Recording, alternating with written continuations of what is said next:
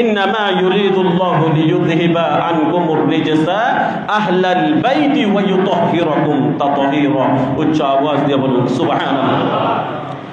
এই আহলে বাইতগণ আল্লাহ চান সব সময় আহলে বাইতদেরকে যেই সব পাপাচার থেকে দূরে রেখে সব সময় সর্বদা সর্ব অবস্থায় ওয়ায়ুতাহহিরাকুম তাতহীরা, সব সময় পবিত্র রাখতে। উচ্চ আওয়াজ দিয়ে বলুন সুবহানাল্লাহ। আহলে বাইত কারা এটার কথা বলে, হাদিসের কথা বলে, এরপরে আগামী জুমাতে ইনশাআল্লাহ আল্লাহ যদি বাঁচা রাখে তারপরে বলবো।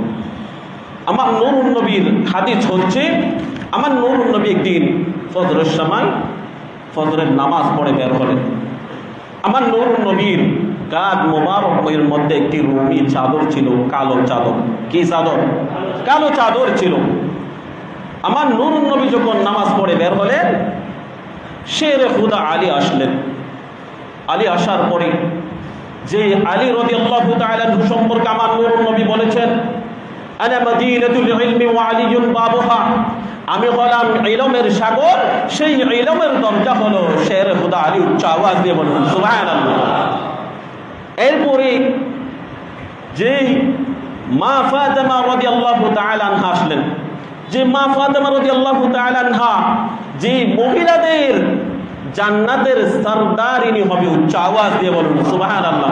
আমরা দোয়ার মধ্যে বলি, আমার মা বোনদেরকে মা ফাতেমা জোহরা রাদিয়াল্লাহু তাআলা আনহার মতো জীবন দান করুন, কারণ মা ফাতেমা জোহরা রাদিয়াল্লাহু তাআলা আনহা মহিলাদের কি হবে? জান্নাতের মধ্যে সরদারিনী হবে। তাহলে দেখেন শেরে খুদা আলী সম্পর্কে আমার নূরুন নবী কি বলেছেন, মা ফাতেমা জোহরা রাদিয়াল্লাহু তাআলা আনহা সম্পর্কে কি বলেছেন। এখন আসেন, এই যে ইমাম হাসান এবং হুসাইন রাদিয়াল্লাহু তাআলা আনহুমা দুজন সম্পর্কে অনেক হাদিস আছে, যে হাদিসে কারিমা আমি তেলাওয়াত করেছি। তাহলে ওই রুমালের চার কোনা, কয় কোনা থাকে? এটার কয় কোনা? কথা বলেন না, এটার কয় কোনা? চার কোনা। চার কোনায় চারজন ধরলেন, মাঝখানে আমার নূরুন নবী ধরে ইন্নামা ইউরিদুল্লাহু লিইয়ুযহিবা আনকুমুর রিজসা আহলাল বাইতি ওয়া ইউতাহহিরাকুম তাতহীরা। এই আয়াতে কারিমা তেলাওয়াত করে দুনিয়াবাসীকে জানিয়ে দিলেন এরাই হলো আমার আহলে বাইত। উচ্চ আওয়াজ দিয়ে বলুন সুবহানাল্লাহ। এখন হাদিসের মধ্যে যান, যে হাদিসে কারিমা আমি তেলাওয়াত করেছি, সেই হাদিসের মধ্যে আমার নূরুন নবী কত সুন্দর করে বলেছেন দেখেন, মান আহাব্বাহুমা, যেই ব্যক্তি ইমাম হাসান এবং হুসাইনকে ভালোবাসলো, আহাব্বানি, সেই ব্যক্তি আমি নবীকে ভালোবাসলো। সুবহানাল্লাহ। ওয়া মান আহাব্বানি আহাব্বাহুল্লাহ, যেই ব্যক্তি আমি নবীকে ভালোবাসলো সেই ব্যক্তি আল্লাহকে ভালোবাসলো। সুবহানাল্লাহ বলেন। তাহলে ইমাম হাসান হুসাইনকে যে ব্যক্তি ভালোবাসলো সেই ব্যক্তি আমার নবীকে ভালোবাসলো, যেই ব্যক্তি আমার নবীকে ভালোবাসলো সেই ব্যক্তি আহাব্বাহুল্লাহ, আল্লাহকে ভালোবাসলো। ওয়ামান আহাব্বাহুল্লাহু আদখালাহুল জান্নাহ, আমার নূরুন নবী বলেন যেই ব্যক্তি আল্লাহকে ভালোবাসলো সেই ব্যক্তিকে আল্লাহ জান্নাতে প্রবেশ করাবেন। উচ্চ আওয়াজ দিয়ে বলুন সুবহানাল্লাহ। তাহলে এটা হচ্ছে হাদিসের প্রথম অংশ। দ্বিতীয় অংশের মধ্যে আমার নূরুন নবী বলেছেন, প্রথম অংশে যিনি বলেছেন তিনি দ্বিতীয় অংশের মধ্যে বলেছেন। আপনি মানেন বা না মানেন এটা হচ্ছে আপনার পার্সোনাল বিষয়, আপনার ব্যক্তিগত বিষয়, আপনার ব্যক্তিগত বিষয়, আপনার পূর্বপুরুষের ব্যক্তিগত বিষয়। এটা কোরআন হাদিসের মধ্যে আপনি কখনো প্রয়োগ করতে পারবেন না। প্রয়োগ করলে আপনি মনে করবেন জাহান্নামী। কেননা আমার নূরুন নবী বলেন ওয়ামান আবগাদাহুমা, যে ব্যক্তি ইমাম হাসান এবং হুসাইনের প্রতি বিদ্বেষ পোষণ করল, আবগাদানি, সেই ব্যক্তি আমি নবীর প্রতি বিদ্বেষ পোষণ করল।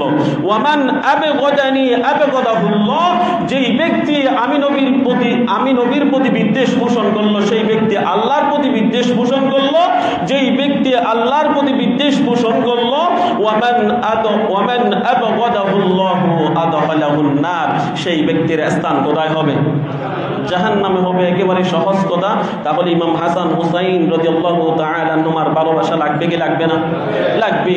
এজন্য যুবকরা বেশি ভালোবাসে, কেননা আমার নূরুন নবী বলেছেন আল হাসান ওয়াল হুসাইন সাইয়্যিদা শাবাবি আহলিল জান্নাহ, জান্নাতের যে যুবকদের সরদার হবে ইমাম হাসান এবং হুসাইন রাদিয়াল্লাহু তাআলা আনহুমা। উচ্চ আওয়াজ দিয়ে বলুন সুবহানাল্লাহ। শুধু তাই নয়, আমার নূরুন নবী বলেছেন হুসাইনুম মিন্নি ওয়া আনা মিন হুসাইন আহাব্বাল্লাহু মান আহাব্বা হুসাইনান।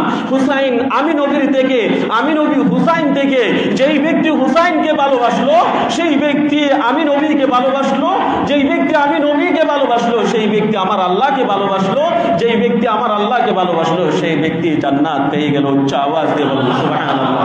আল্লাহ সুবহানাহু ওয়া তাআলা আমাদের প্রত্যেককে কোরআন হাদিস অনুযায়ী আমল করার জন্য তৌফিক দান করুন। ওয়া মা তাওফীক ইল্লা বিল্লাহ, আলাইহি তাওয়াক্কালতু ওয়া ইলাইহি উনীব। যারা